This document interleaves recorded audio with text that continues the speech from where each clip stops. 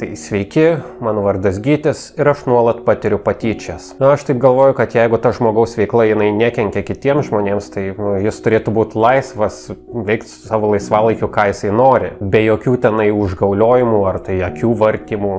Net jeigu ta veikla yra suaugę vyrai kilnojantis vienas kitą už triusiukų.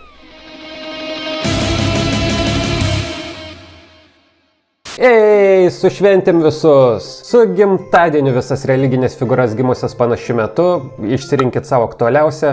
Na, o man atėjo tiesiog laikas prisipažinti. Man nuoširdžiai patinka pro wrestlingas, mūsuose geriau žinomas tiesiog kaip amerikietiškos imtynės. Ir gerai, gal ir nepatiriu aš tų patyčių. Visiems daugmaž vienodai, bet kiekvieną kartą, kai kam nors pasakau, kad man patinka steroidukų ristynės, tas asmuo atrodo transformuojasi į tokį britų aristokratą.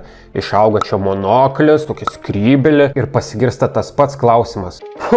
Rimtai? Ir žinot ką, man nebegėda, aš jūsų nebebijau. Taip rimtai. Ir kol nepaklausit, taip aš žinau, kad ten netikra. Ir taip aš mačiau tą Pietų parko seriją, ji labai juokinga. Bet paskutiniu metu vartojau labai daug amerikietiškų imtynių turinio, tai tokiam lengvam tarp šventiniam turiniui noriu su jumis pasidalinti tuo, ką sužinojau, ar tai supratau, ką anksčiau nebuvau pagalvojęs. Ir paaiškinti, kodėl pro wrestlingas yra turbūt unikaliausia pramoga ant mūsų žalios žemelės. Tiesa, nežinau, kaip man seksis iliustruoti mintis. WWE yra žinomi kaip nelabai sukalbami ant fair use, tai jei kas nors bus keistai sukarpyta ar tai sumontuota, tai žinokit, kad dėl autorinių. Ir aš galėčiau tiesiog dabar jums rodyti krūvą highlightų ir sakyti, o čia yra kietai ir čia yra kietai. Viskas čia yra kietai. Kad būtų įdomiau, tuos tokius dažniausiai sutinkamus klausimus ar tai komentarus man uždavinės, žinoma, mano katė. Katės. Oi, atsiprašau, žinoma, katės. Kodėl jūs dabar dviese? Blemba, Mūna, ką aš tau sakiau apie klonavimą? Tik vyriausybės užsakymu? Taip, tik vyriausybės užsakymu. Nu dabar jau ką darysi turbūt. Vienu žodžiu. Žinoma, mums dažniausiai sutinkamas komentaras yra... Bet taigi ten suvaidinta. Visų pirma, surežisuota. Dažniausiai. Suvaidinta tik kartais. O visų antra, taip žinom. Nebūtina to kaskart pabrėžti. Ašgi neinu pas jūs, kai žiūrit kokius realybės šou ir nesakau. Taigi juos ten akivaizdžiai primokina ką sakyt. Ten realybės tiek pat, kiek pučiaus metiniam pranešime. Ir lygiai taip pat, kai žiūrit kokius nors ten video internete, aš neprieinu ir nesakau. Taigi žinai, kad ten suvaidinta. Paslaugus vyrai su kamerom tiesiog nedalina pinigų vargšim merginom pasiklydusiam Čekijos gatvėse. Tau nekeista, kad paskui tos pačios merginos būna vėl be pinigų nufilmuotus kokiam nors Londono taksi? Kur jų pinigai, kur finansinis raštingumas? Ko akis slepiat? Ašgi žinau, kad jūs žinot, kad aš žinau, kad jūs suprantat apie ką aš. Bet tai koks tada tikslas žiūrėt? Kodėl nerealias kovas? Žiūrėkit, aš tikrai gerbiu tuos realius kovotojus ir kiek jie daug darbo įdeda. Tiesiog ačiū, to tikro smurto aš atsižiūriu per žinias. Aš asmeniškai linkstu prie pro wrestlingo, kad pabėgčiau nuo realybės. Realybė užknisa. Aš noriu gyventi fantazijų pasaulį, kur viskas paprasta. Yra tas vadinamasis kūdikiaveidis arba tiesiog gerietis, kurį mes palaikom, ir yra kulnas arba tiesiog blogietis, kuris yra šliužas ir mes jo nemėgstam. Kaip gražuoliukas Džordžas, kurį parodijavo senelis Simpsonas toj vienoj Simpsonų serijoje. Ir matot, kadaise, seniai, pro wrestlingas buvo tikras kovinis sportas be jokių ten bairių, kuriame drūti vyrai įvairiom greplingo technikom bandydavo vienas kitą priveikti. Tai paaiškinantis, kuris čia kiečiausias. Visgi plačiai publikai tai atrodė nuobodokai. Mačai trukdavo ilgai, skirtingai nuo kokių boksų ten būdavo mažai veiksmo ir tuo pačiu mažai intrigos. Taigi kovų organizatoriai pradėjo kai kurias kovas daryti sutartas arba atidirbtas. Ir tai kaip ir išėjo į gerą, jie ėmė pastebėti, kad tokiu būdu jų atletai mažiau traumuojasi, todėl gali sudalyvauti daugiau pasirodymų ir kad tada tokiu būdu galima reguliuoti mačų trukmę, intensyvumą, taip iš esmės valdant žiūrovų dėmesį. Ir tai senais laikais tokius kovus dažniausiai važinėdavo su visokiais karnavalais, atrakcionais ir tiesiog būdavo kaip viena iš atrakcijų. Taip į šitas imtynes imta žiūrėti labiau kaip į pramogą, negu kad į rimtus čempionatus. Ir taip ilgainiui pliauska po pliauskos šis sportas tapo labiau teatras nei kad tikros kovos ir pats režisavimo faktas tapo kaip ir nebesvarbus, savaime priimant, kad tai tiesiog pramoga. Oi, tik nelygink dabar šito šlamštų su teatru, čia visiškai skirtingi dalykai. O taip skirtingi. Teatras, kaip tu sakai, yra nuobodus susireikšminusių snobų pilstymas iš tuščio į kiaurą, kad paskui apsisukę šalikus prie vynų taurės galėtų aiškinti, kad kokie jie kieti, kad 40 kartų suvaidino tą patį Hamletą. Supranti, Hamleto išskirtinumas yra, kad ten į vampyrus žiūrima kaip irgi į žmonės. Ramiai aš čia perspaudžiu vardan efekto, nors šiaip ką man tie teatralai padarys, apmėtys beretim, bet vad ką mes turim čia, tai yra vienas dešimtmečiais realių laikų kuriamas spektaklis. Ir plus pagalvokit, ant kiek įdomiau būtų, jeigu tiesiog žiūrit kokį nors tą patį Romeo ir Džiuljetą, ir ten Romeo, kaip visada, jau 1000-ąjį kartą matyta, guli negyvas nuo vampyro įkandimų. Džiuljeta jau tuoj geras nuodus ir tik pyst! Romeo atsikelia kaip Undertakeris. O, 100 pypkių. Tada čiauks lemina Džiuljetos tėvą kiaurai stalą. Ei, mums jau virš 13 metų. Ir nei tu mum nenurodinėsi, ką mylėt, nei tavo draugeliai vampyrai. Ir tiesiog ant Harlėjaus išrieda į saulėlydį, kol skamba Limp Bizkit. Žiūrovai ošia, baisus efektas. Tu niekad negali žinot, kuo baigsis tavo spektaklis. Nu kur jau negali žinot, taigi surežisuota viskas, visiems aišku, kaip tie mačai baigsis, nėra intrigos. Oi, toli gražu. Pasakyk tai žiūrovams, kurie matė tą patį Undertakerį pirmą kartą per 20 metų pralaiminti WrestleManijoje. Aišku, tik tiems, kurie ten dalyvauja. Ir tai ne visada. Yra buvę visokių konfliktų, nesutarimų, intrigų, kai pergalės tiesiog pavagiamas kuriam nors nežinant. Žiūrovai gali tik spėliot. Ir vaje kaip jie spėlioja. Jūs matytumėt, kokios diskusijos verda socialiniuose tinkluose ir komentaruose apie tai, kas turėtų ką įveikti, kaip turėtų pasisukti kuri siužetinė linija, kas turėtų tapti čempionu ir taip toliau. Šituo aspektu pro wrestlingo fanai yra visiškai kaip komiksų nerdai ir čia jų superherojų filmai. Ir ta pačia nata, kai žiūrit kokį nors filmą, vis tiek daugiau mažiau nujaučiat, ar jis baigsis laimingai ar ne. Gerietis kažkada vis tiek įveiks blogietį. Bet jei siužetas geras, mes tai kaip ir pamirštam. Ir vaje, kaip būna smagu, kai pabaiga nustebina, ane? Hei, pala, koks dar siužetas? Ambalai tiesiog vanoja vienas kitą. Tas pats per tą patį. Nu, aš nešneku apie kokius ten Oskaro vertus siužetus, bet, jo, siužetai, net kadangi tai yra tokia kontroliuojama seka visa, tai kiekviena kova yra jau savaime arba istorija, arba istorijos dalis. Aš, pavyzdžiui, visą šitą žiūriu taip, kad kiekvienas tas wrestleris būtų koks nors kaip kompiuterinių žaidimų veikėjas su savo stiprybėm, silpnybėm, specialiais judesiais, kurie atitinkamai paveikia kitus veikėjus. Ir taip turint tokias sudedamasias dalis, galima tada lipdyti kažkokią istoriją, kuri išryškintų personažus. O tada jau tik fantazijos reikalas, kas gali nutikti ringe. Nes, pavyzdžiui, tikrose kovose tikrai nepamatysi šito. Arba štai pervaidintus muštynių scenus iš pačių baisiausio filmų 3. Man tai čia nuostabu, čia kaip citavimas džiaze ar Tarantino filmuose. Taip aš žinau, ką aš lyginu. Bet tai nesąmonė. Ten nesąmonės. Nu jo, ten nesąmonių tikrai daug. Ir man tai pati smagiausia dalis. Nesupraskit neteisingai, toli gražu ne viskas ten yra absurdas. Būna ir rimtų istorijų apie išdavystės, nesantaiką tarp šeimos narių ar tiesiog didvyrių kelią per neįveikiamas kliūtis. Po velnių kai kurios istorijos tiesiog rėžia širdį. Bet virš visko tai yra pramoginis produktas. Todėl kiekvienai rimtai akimirkai turim Undertakerį laidojantį savo vadybininką cemente. Turim Rey Mysterio kovojantį dėl savo vaiko globos teisių.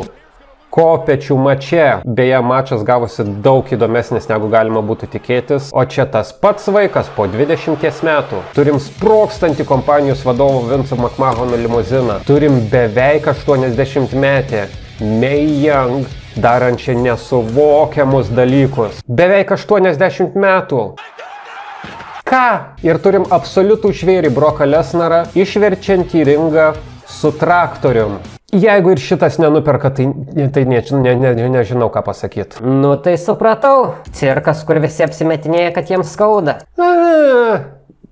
Ne visai. Taip, skirtingai nuo įprastinių kovos sportų, čia viskas veikia atvirkščiai, nes tikslas yra atlikti veiksmą taip, kad kuo labiau apsaugotum savo priešininką, o ne kad sužeistum. Dažnai jie neturi visokius sutartus gestus, kad žinotų, kada jau galima atlikti veiksmą. Bet nesupraskit klaidingai, jie tikrai nukenčia ir šitam sportui reikia daug pasiaukojimų. Taip, ringe ir aplink jį yra ten visokių paminkštinimų, bet ir tai į juos visus ten vožtis, daužytis nėra labai malonu. Jie turi tokį terminą taking a bump, kas iš esmės reiškia tiesiog prisimti kažkokį skausmingą veiksmą. Ir štai ką apie savo pradžią pro wrestlingę pasakoja tikras olimpinių žaidynių čempionas Kurtas Englas. You know what? The first bump I took, I actually quit. I was like, this is self-abuse. I'm not doing this. Be to, kartais tiesiog aplinkybės sukrenta nepalankiai, kaip dabar jau legenda tapusiame Undertakerio ir Miko Foley narvo mače, kur pradžioj Mikas planuotai krinta nuo viršaus ir tieškės į stalą ir tada neplanuotai atsijungi, bet kol jį išvežinėjo, jis atsigavo, užsiropšti atgal ant viršaus ir po sekančių vėlgi planuoto veiksmo neplanuotai tieškėsi kiaurai tinklą į ringą. Ir čia mačas tik prasidėjo. Jo, tame dalyke nuo skausmų niekur nepabėgsi, ypač vadinamuose deathmatchuose, kur kraujas liejasi laisvai, kartais netgi priešininkui į burną.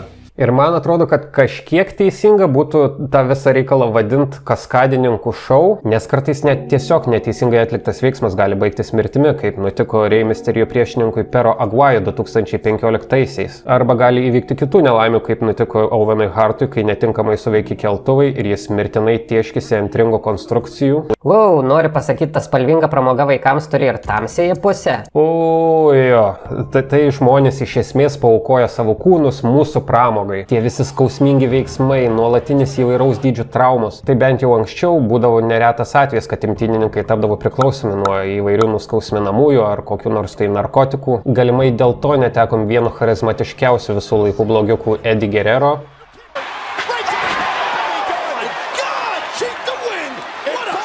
O dabar kaip tik studija A24 išleidinėja filmą apie wrestlerių Von Erichų šeimą. Ir aš to filmo laukiu taip tik iš dalies, nes įdomu ir nusimato geras filmas, bet ten žiauriai liūdna istorija. Kaip Ašerių namų griūtis tik kad realybei. O kur dar visa Chriso Benoit istorija, kur labai geram wrestleriui tiesiog atrodo pasimaišė protas, jis nužudė savo vaiką, savo žmoną ir galiausiai nusižudė pats. Niekam lygi šiol neaišku, kodėl jis taip pasielgė, bet daugybinis galvos traumos ir steroidai turbūt nepadėjo. Ir dabar kompanijos savo atletais rūpinasi vis labiau, bet pasiaukojimo vis tiek daug reikia. Tai kam jie tą daro, kam taip aukotis, jei viskas surežisuota ir tie jų titulai nieko nereiškia? Reiškia tik ne tai, ką įprastam sporte. Jei įprastai titulas yra iškovojamas tiesiog kovojant, čia čempionas yra tas, kuris gali būti čempionu. Tai turi būti ne tik performeris, atlikėjas, kuris ringe atrodytų gerai ir įtikinamai. Taip pat tai turi būti personažas, kuris patiktų žiūrovams. Nes vienok tai yra verslas. Tai tas, kuris geba kurti įdomią istoriją, pritraukti žiūrovus ir jų pinigus, tas ir bus čempionu. Tai paprasčiau tariant, titulas yra įtaka ir vieta atlikėjų hierarchijoje. Ir čia yra atsakymas į klausimą, kam taip aukotis. Tai kaip ir visur kitur, dėl šlovės ir pinigų. Nes žvaigždės yra žvaigždės, aš tai pasakysiu. O tuo pačiu, prie skausmo priprantama, o nuo publikos dėmesio galima tapti priklausomu. Yeah, bro, I am addicted. I'm addicted to the high that I get from them. Gerai, gal įdomių aspektų ir yra, bet jie labai jau daug kalba.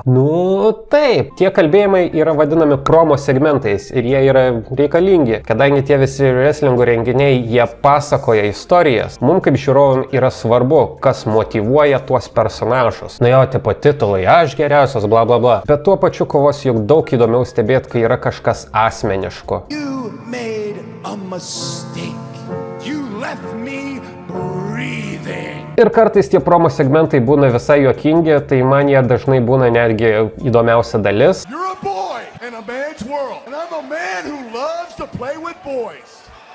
What the? No. Gerai, tai kas būtent tau labiausiai patinka, nepatinka visam šitam reikale? Man labiausiai patinka, koks tai patapo audiovizualinis renginys, įvykis, nežinau kaip pavadinti net. Ir labai įdomu jaust tą poveikį, tokį minios psichologijos dalyką, kaip jie manipuliuoja mūsų pojūčiais per vaizdą ir garsą. Nes turiu pripažinti, kad jei ne jaunystėje matytas Triple H įėjimas, greičiausiai nebūčiau patyręs to savo Motorhead fazės ir dabar būčiau visai kitas žmogus. Nes viena yra jau vien ta pati daina, kuri jau savaime neša svorio. Time to play the game. Bet pridėk dar prie to tą absoliutų monstrą, įžengiantį ir tiesiog atidengiantį savo jėgą, tokį raumenų kalną. Sunku paaiškinti, kaip mane jaunystėje prigaudavo ta tokia jėgos perkrova. Ir nemeluosiu, kai dabar žiūriu senus mačus, labai daug visko pridėta tiesiog YouTube'ai. Ir Undertakeris palaidoja savo priešininką, tada pasigirsta jo muzika, pasimato tos mėlynus liepsnus. Nemeluosiu, man perbėga šiurpas per nugarą. Nesujung tinkamą personažą, tinkamą jo reprezentaciją laiku ir vietoj ir gausis tiesiog magija. O kas nepatinka, tai nemeluosiu, tikrai yra dalykų. WWE yra tiesiog gigantinis verslas. Tai ten savaime aišku pasitaiko ir neįtin švarių praktikų. Apskritai turbūt viskam, ką gero yra padaręs dabar jau buvęs pagrindinis WWE šefas Vince'as McMahonas, yra tiek pat jei nedaugiau tokių, tarkim, kvestionuotinų sprendimų. Keep it up, I'm a nigga. Na ir dar ten yra visokių dalykėlių, bet taip stengiuosi juos labai nekreipdėmėsiu, nes galvos skausmo man ir taip užtenka. Aš stengiuosi fokusuotis į pramogą, kas pro wrestlingas iš esmės ir yra. Tai apibendrinant, daug kas čia prispangau, bet dar ir daug kas liko neapkalbėta. Ir taip yra todėl, kad kalbam apie unikalią pramogos formą, skaičiuojančią dešimtmečius istorijos, apimančią fantastinius personažus ir juos kuriančius tikrus realius žmonės. Ir tai tiek būtų iš esmės, jeigu kalbėtume tik apie vieną tuo užsiimančią kompaniją. Mes net nepalėtėm visos luchadorų arba Japonijos kas yra dar atskiri žvėrys su savo istorijom, tradicijom ir įdomybėm. Neaptarim visokių užkulisinių intrigų tarp kompanijų, kas man kartais yra ir visai įdomu. Neaptarim lietuviškų ryšių su wrestlingu ir aš nekalbu apie lašininis versus kanapinis.